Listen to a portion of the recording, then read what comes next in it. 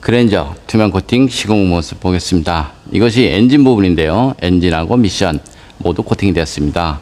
염화칼슘이 알루미늄 부품에 닿아버리면 백화 현상이 발생되죠. 여기 앞쪽 프론트 부분인데요. 자세히 보시면 구릿빛으로 보입니다. 예전 같은 경우는 제가 이쪽에 페인트를 칠하고 나서 투명 코팅을 했는데요. 지금은 페인트를 칠하지 않고 바로 투명으로 합니다. 투명으로 해도 별 문제 없으니까 걱정 안 하셔도 됩니다.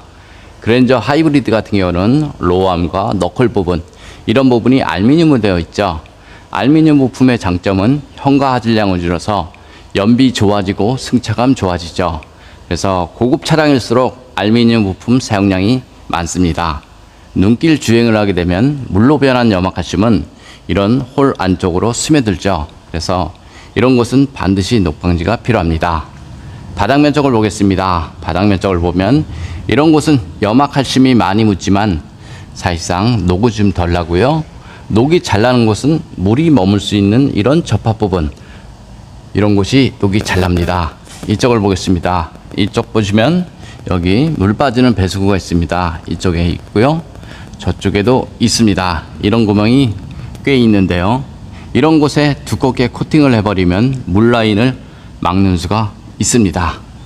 뒤쪽을 보겠습니다. 뒤쪽도 마찬가지. 이런 부품 속 안쪽으로 염화칼슘이 스며들죠. 그래서 그런 곳은 녹방지가 필요합니다. 여기 뒷바퀴 휠하우스 있는 부분 모두 코팅이 되었습니다. 이런 곳은 염화칼슘이 많이 묻지만 염화칼슘이 흐르죠.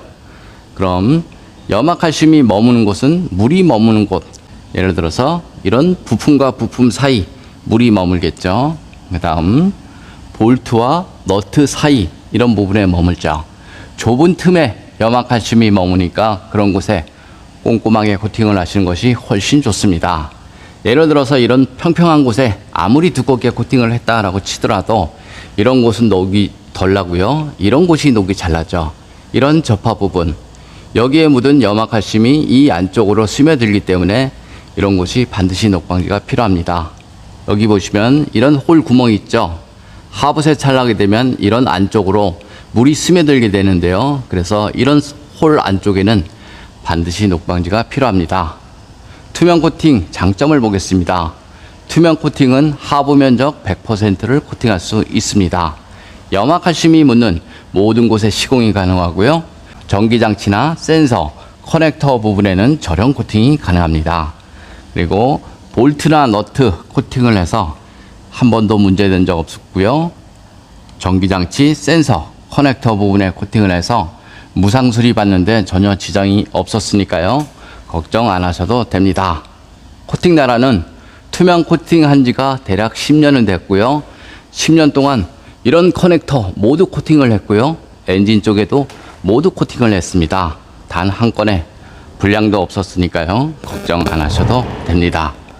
좀 더 자세한 내용은 네이버에 코팅 나라 검색을 하면 제 블로그가 있습니다. 그거 보면 시공 방법, 시공 가격 이런 것들이 잘 나와 있고요. 이상 코팅 나라에서 알려드렸습니다. 감사합니다. 그랜저 엔진 코팅 시공 모습 보겠습니다. 이런 플라스틱 부분에 코팅을 하게 되면 먼지 부착률이 적어서 엔진룸이 깔끔하죠. 여기는 휴즈 박스 안쪽 부분, 휴즈라든가 릴레이, 어스 부분, 전기장치 모두 코팅이 되었습니다. 엔진 본체를 보겠습니다.